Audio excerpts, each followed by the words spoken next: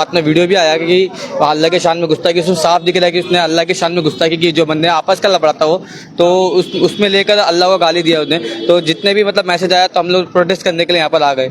नबी की शान में गुस्ताखी होती है, टारगेट बाय टारगेट किया जा रहा है इस्लाम को। जैसे कि मौला अली सरकार के बारे में भी सोशल मीडिया पे वायरल हुई वीडियो आई, नबी के बारे में वायरल हुई, और फिर उसके बाद में अब अल्लाह को गाली दिया जा रहा है। तो इसके बाद हम चुप नहीं बैठेंगे, इसलिए हम चौंकी आए, आरसीएफ चौंकी, क्योंकि हम चाहते हैं कि इसके ऊपर कार्रवाई होए और सुनवाई हो इस चीज़ों की। किसी एक को आगे किया जाता है या तो हुजूर की शान में। अब तो बात यहाँ तक पहुँच गई है कि अल्लाह अज़्ज़ व जल की शान में गुस्ताखियाँ हो रही है। अगर पुलिस अपना काम नहीं कर सकती है तो नौजवान इतना एतबार रखते हैं कि हम अपने तरीके से काम करें, और कानून को हम अपने हाथ में नहीं लेना चाहते हैं। इसीलिए हम आज यहाँ इस उम्मीद में यहाँ खड़े हुए हैं कि पुलिस अपना काम करे। मुंबई टीवी, हर खबर सच के साथ। मैं हुसैन से आप देख रहे हैं मुंबई टीवी। इस वक्त मैं मौजूद हूँ चेंबूर के आरसीएफ पुलिस स्टेशन के बाहर। दरअसल मामला कुछ इस प्रकार से बताया जा रहा है कि अल्लाह की शान में गुस्ताखी की गई है विष्णुनगर के एक परिवार के इधर से। कहीं ना कहीं आप देख सकते हैं यहाँ पर लोग जो इकट्ठा हुए हैं इसी का विरोध करने के लिए लोग यहाँ पर आए पुलिस स्टेशन के बाहर, क्योंकि अक्सर हम देखते हैं पूरे देश भर में जिस तरीके से एक ही समुदाय के, चाहे वो पैगंबर सल्लल्लाहु अलैहि वसल्लम हो या मौला अली हो, और जिस तरीके से आज अल्लाह की शान में गुस्ताखी की गई है, कहीं ना कहीं ये बेहद चिंताजनक है। लोगों की मानसिकता किस तरीके से एक ही समुदाय को लगातार टारगेट करते जा रहे हैं, बेहद चिंताजनक है। हालांकि जो आरोपी है इस पूरे मामले में, पुलिस ने तो यहाँ पर लोग इकट्ठा हो चुके हैं, पुलिस ने इस मामले की इन्वेस्टिगेशन भी जारी कर दी है। यहाँ पर लोग मौजूद हैं, उनसे बात करेंगे कि जानते हैं कि यहाँ पर किस लिए आए हैं और क्या नाम है तुम्हारा? गुलजार शेख। कहाँ रहते हो आप? विष्णुनगर। विष्णुनगर के मामला विष्णुनगर का ही है? हाँ, विष्णुनगर का। क्या हुआ था, क्या मामला? ये दो लोगों के बीच में कुछ आपस में कुछ लफड़ा झगड़ा चल रहा था, जिसमें से मतलब वीडियो ऐसा सामने आया है कि उन लोग के आपस में उसने किसने कसम खाई, उसने तो वो डायरेक्ट अल्लाह का नाम लेकर के गाली देने लगा। ऐसा वीडियो हम लोगों ने देखा। अच्छा, आप लोगों को कब? हमको मतलब व्हाट्सएप में फिर वो वीडियो आया कि फिर हम काम पे से अभी हम डायरेक्ट यहाँ पे आ रहे हैं। एक चीज़ मुझे बताइए, लगातार इस तरीके एक ही समुदाय को टारगेट किया जा रहा है, एक ही समुदाय के, चाहे वो पैगंबर सल्लल्लाहु अलैहि वसल्लम हो, उन पे अभद्र टिप्पणी किया जाते हैं। अभी इस तरीके से एक साधारण आदमी जिस तरीके से अल्लाह की शान में गुस्ताखी कर रहा है, क्या लगता है किस तरीके से लोगों की मानसिकता ऐसा क्यों हो रही है? अभी कैसा है कि देखो, अगर बड़े बड़े लोग कर रहे हैं तो छोटे लोग भी कर ही रहे हैं, ठीक है। अभी ये हम लोग ये नहीं बोल सकते, अगर उनके साथ में जो पहले बोल चुके हैं उनके साथ कार्रवाई अगर होती तो शायद उनके ये ऐसा नहीं बोलते। यानी इस पूरे मामले पे सख्ती से कार्रवाई नहीं होती, इसके लिए आप लोग पहले से आ गए सख्ती से कार्रवाई की मांग? इसके लिए हम यहाँ पे आए हैं। क्या नाम है तुम्हारा? तौकीर शेख। कहाँ रहते हो आप? भारत नगर। आपको कब पता चला कि इस तरीके की अल्लाह की शान में गुस्ताखी? हमारा जो ग्रुप है, बहुत लोगों का ग्रुप है हमारे, तो ग्रुप में मैसेज आया तो ऐसी बात हो गई, और साथ में वीडियो भी आया कि अल्लाह के शान में गुस्ताखी, उसमें साफ दिख रहा है कि उसने अल्लाह के शान में गुस्ताखी की। जो बंदे आपस का लफड़ा था वो तो उसमें लेकर अल्लाह को गाली दिया उसने। तो जितने भी मतलब मैसेज आया तो हम लोग प्रोटेस्ट करने के लिए यहाँ पर आ गए।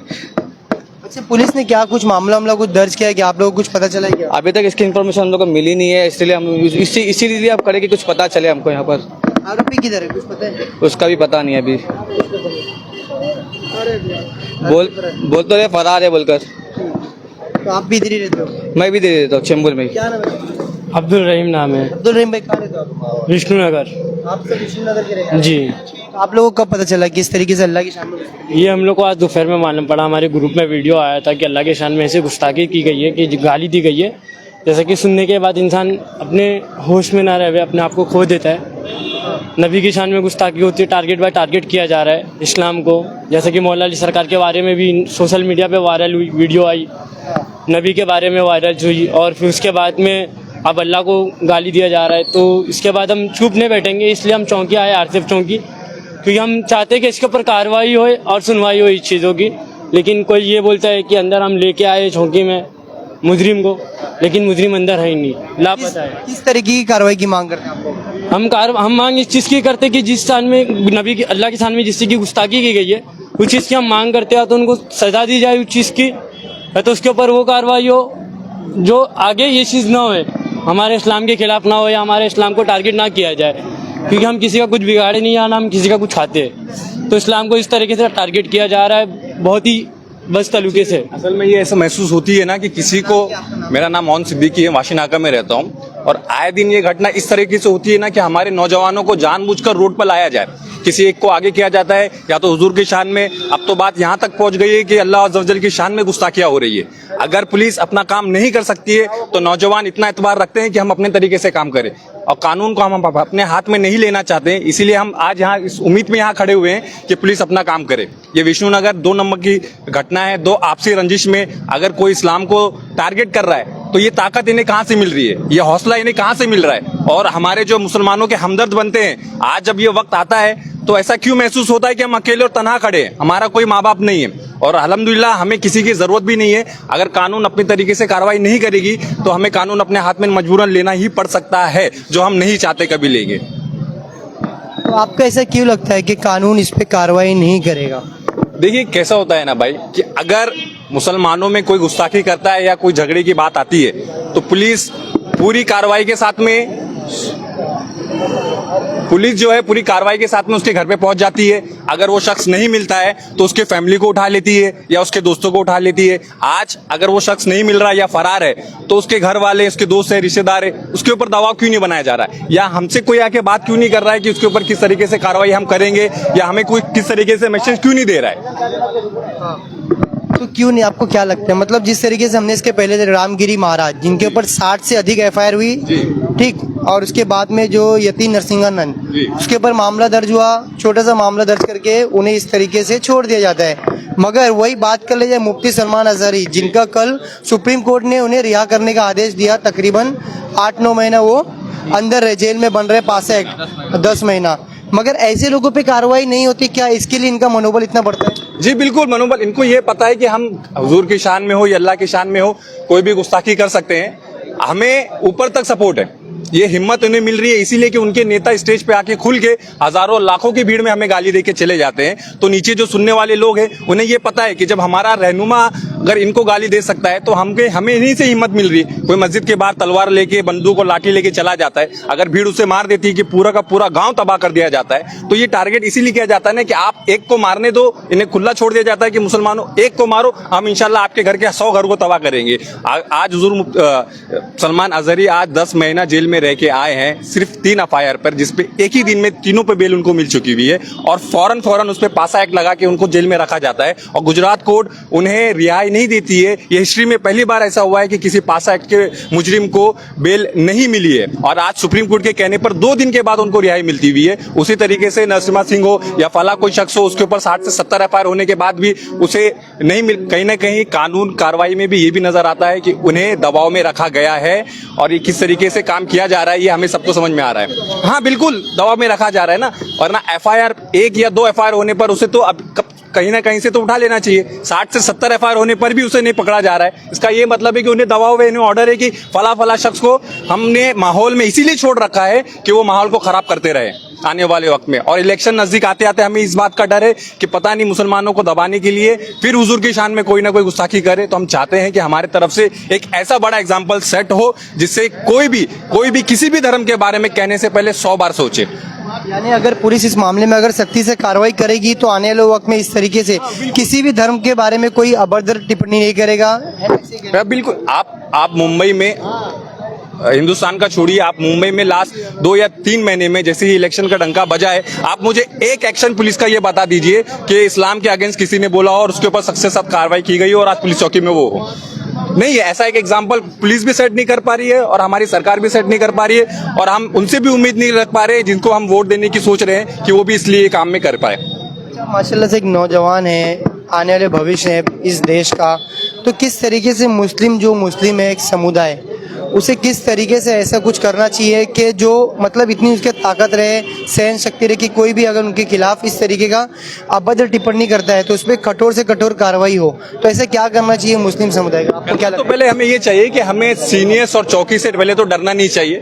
बेसिक नॉलेज हमें कानूनी कार्रवाई के ये होना चाहिए और हमारी जो तंजीमें हैं जो अभी सिर्फ नजर नियाज और रोड पर आने के लिए, उतरने के लिए तैयार रहती है, उससे बेहतर यही है कि वो कानूनी कार्रवाई में किस तरीके से काम लिया जा सकता है, किस तरीके से FIR की जा सकती है, किस तरीके से वकील का सहारा लेके, कोर्ट का सहारा लेके कि हम पुलिस पर भी दबाव बना सकते हैं। संविधान ने हमें इतना हक दिया हुआ है कि हम अपने तरीके से लड़ सकते हैं, हमें किसी नेता की या किसी की जरूरत नहीं है, हम खुद लड़ाई कर सकते हैं। तो हमें जरूरत है कि हम अपनी दुनिया से निकल के एक बेसिक नॉलेज इख्तियार करें और किस तरीके से कानून के साथ हमारी लड़ाई हो सकती है, हम खुद लड़े, क्योंकि हमें आज के दौर में हमारी लड़ाई के लिए हमें खुद को तैयार करना बहुत जरूरी है। मगर अब ऐसा क्यों हो गया है कि एविडेंस है, सीसीटीवी फुटेज में साफ तौर पे दिख रहा है, सुनने में आ रहा है, इसके बावजूद लोगों को मतलब पुलिस स्टेशन के बाहर आके खड़े होना पड़ रहा है?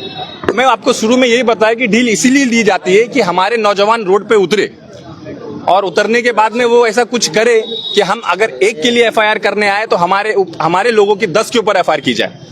तो ये इक्वलिटी नहीं हुई है, ये दिखाया जाता है कि भाई एक को आगे करके 20 को हम जेल में बंद करें, जिस तरीके से इसमें खसारा सिर्फ और सिर्फ हमारा होता है। आप चाहे कहीं का भी एग्जांपल लीजिए, उत्तर प्रदेश से लेके महाराष्ट्र के अंदर अगर कोई ऐसा है जो हुजूर की शान में या अल्लाह की शान में गुस्ताखी करता है तो उसको अरेस्ट करने के बजाय उससे कबल पहले हमारे 20 से 30 नौजवानों को जेल के अंदर डाल दिया जाता है और जबरदस्ती का उनके ऊपर एफआईआर बनाया जाता है कि ये रोड पे उतरे थे, इन्होंने ये किया, उन्होंने वो किया। हालांकि उसका एविडेंस नहीं होता, लेकिन जो शख्स ने हुजूर के शान में गुस्ताखी की है उसका एविडेंस होने के बाद भी उसके ऊपर कार्रवाई नहीं होती। इन द केस अगर कार्रवाई होती भी है तो हमें ये मालूम पड़ता है कि 2 से 3 दिन में वो अपने गांव की तरफ रवाना भी हो चुका होता है। तो किस तरीके से एफआईआर हुई है, उनके ऊपर क्या केस लगाया गया है, कोर्ट की तरफ से क्या उनके ऊपर ऑर्डर आया है, तो हमें कोई फीडबैक देने वाला तो है नहीं इस मामले में। तो आप लोग को ये भी डाउट है कि आप लोग यहाँ पर गैदरिंग करें, इनके खिलाफ मामला दर्ज करें, कल आप लोग के ऊपर भी मामला दर्ज हाँ, मामला तो हो सकते हैं। अभी आज हम यहाँ खड़े हुए, हमें सबसे ज्यादा फिक्र हमारे नौजवानों की है कि वो गर्मा गर्मी में कुछ ऐसे कदम ना उठा ले कि इनको मौका मिल जाए।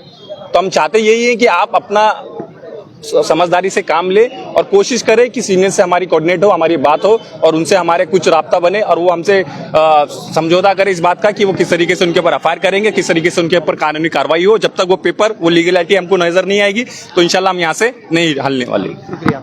तो बहरहाल आप यहाँ पर जो लोग इकट्ठा हुए उनके साफ तौर पे यही कहना है कि ये 2 आपसी झगड़ा था, मगर जिस तरीके से अल्लाह की शान में गुस्ताखी की गई है ये बेहद चिंताजनक है, क्योंकि इस शान में गुस्ताखी करना ये दिखाता है कि एक समुदाय के खिलाफ किस तरीके से लोगों की मानसिकता बदलती जा रही है। कहीं ना कहीं इसका एक बहुत बड़ा कारण ये भी हो सकता है जो जिस तरीके से, चाहे वो नीतीश राणे हो, टी राजा हो, यति नरसिंहानंद हो या रामगिरी महाराज हो, ऐसे लोग जो लगातार भाषण देते हैं इनकी गिरफ्तारी नहीं होती है। इसके कारण कहीं ना कहीं इस तरीके से लगातार ऐसी घटना लगातार बढ़ती आ रही है। अब देखना ये रहेगा कि आरसीएफ पुलिस स्टेशन किस तरीके से ये जो व्यक्ति है जिसने अभद्र टिप्पणी की है और अल्लाह की शान में गुस्ताखी की है, इस पर किस तरीके से कार्रवाई की जाती है। अगर इस पर कठोर कार्रवाई नहीं की जाएगी तो आने वाले वक्त में इसी तरीके से लोग एक ही समुदाय के, चाहे पैगंबर सल्लल्लाहु अलैहि वसल्लम हो या अल्लाह हो, इसी तरीके से ये लगातार ऐसी टिप्पणी और अभद्र वर्ड इस्तेमाल करते रहेंगे। अब देखना ये रहेगा कि आरसीएफ पुलिस स्टेशन और इस जोन के जो नए डीसीपी सर आए, नौनाथ सर, वो किस तरीके से इस पूरे मामले को संज्ञान में लेते हैं और कठोर से कठोर कार्रवाई करते हैं और जल्द से जल्द कितनी जल्दी आरोपी को गिरफ्तार करते हैं। कैमरा पर्सन आमिर के जैन से मुंबई।